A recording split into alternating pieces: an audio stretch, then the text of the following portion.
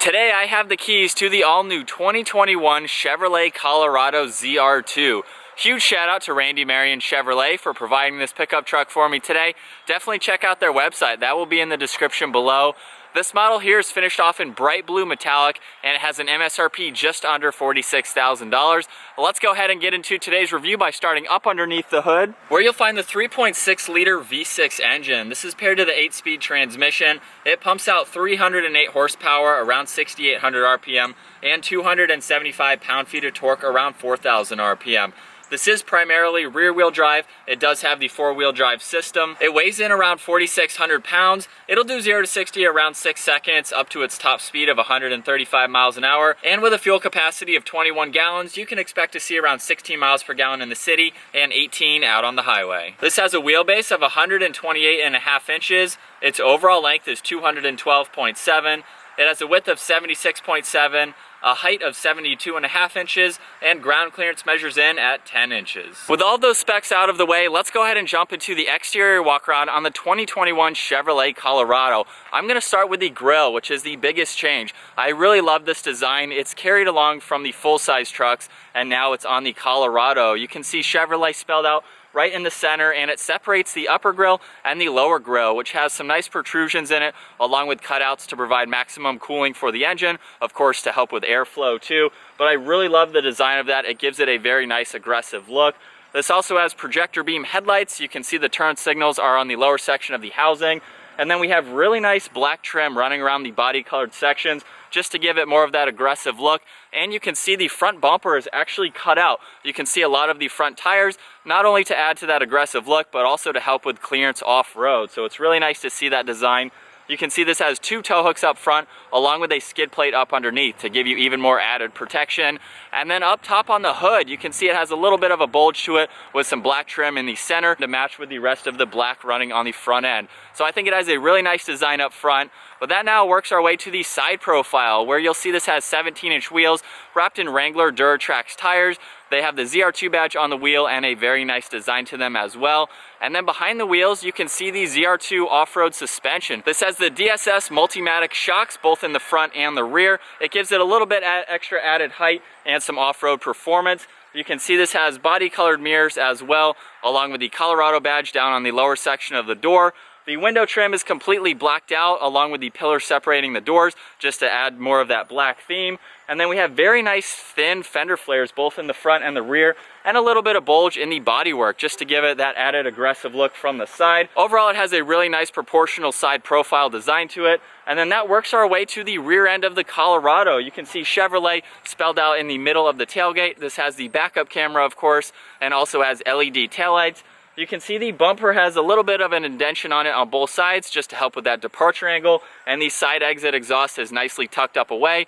And with the towing package, this can tow up to 5,000 pounds. Now it's time to go ahead and take a look at the interior on the 2021 Chevrolet Colorado. You'll notice on the lower section of the door panel, there's actually 3 different compartments, including one with a cup holder. So it's really nice how they're divided up and you have multiple areas to place items. Just above that, there's a really nice trim piece, and then on top of that, we have all the window controls, along with your side mirror adjustments. You can see the release handle and the lock and unlock at the top section, and then this does have a 6-speaker Bose audio sound system.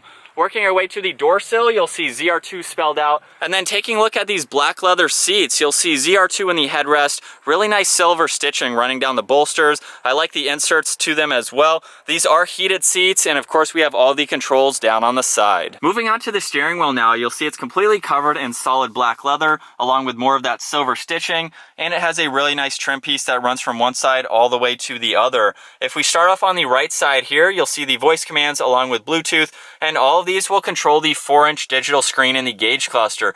Surrounding that, you'll see the tach on the left side, miles per hour is on the right side, and then up on the top you can see the fuel gauge along with the engine temperature. But if we go back to this screen in the middle, you'll see right now it's on the home screen, which shows your miles per hour along with your fuel gauge. We can scroll over and look at a lot of vital information from your oil life. You have your fuel gauge again, you can see your TPMS, and then you can also look at some off-road settings, so you can see your pitch and roll, along with if you're in 2-wheel drive or 4-wheel drive. We can scroll over to music when you have that on and running, along with the navigation. You have your phone, and then a few other settings that you can go into. So it's very nice to see all of that information. And then on the left side of the steering wheel, we have all the cruise control settings, along with the heated steering wheel button.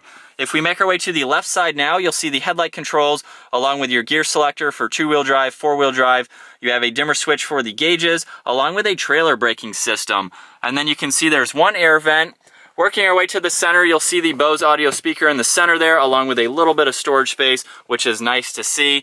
And then right in the middle, we have the 8-inch touchscreen navigation system. Right now, we're on a page here where you can see a lot of apps like your audio, phone, and navigation. If I click on this home button on the bottom left, that will bring us one page over to this screen here, where you can see your phone when that is paired, along with the radio when that is on, and then navigation on the right side. We can easily swipe back over to the page that I just showed, and then you have some other settings to go into, like your climate and your camera. There's also shortcuts down below, so you can easily get to your music, you can easily get to your navigation and see that in full screen. So it's very nice to be able to have those shortcuts. If we go ahead and go into the climate control right now, we can turn that on. Of course, you have all of your settings for that. So it's a pretty straightforward system, and you also have some controls down below, like a back button. You can easily get to your home screen here, and then you have your power for your radio along with the volume, and then tuning on the right side. You'll also see there's an air vent on both sides of that screen and some more blacked out trim and the trim running around it just to give it a very nice look. As we make our way below that, you'll see all of the controls for the AC, where you'd like the air to go. You have recirc and your defrosters.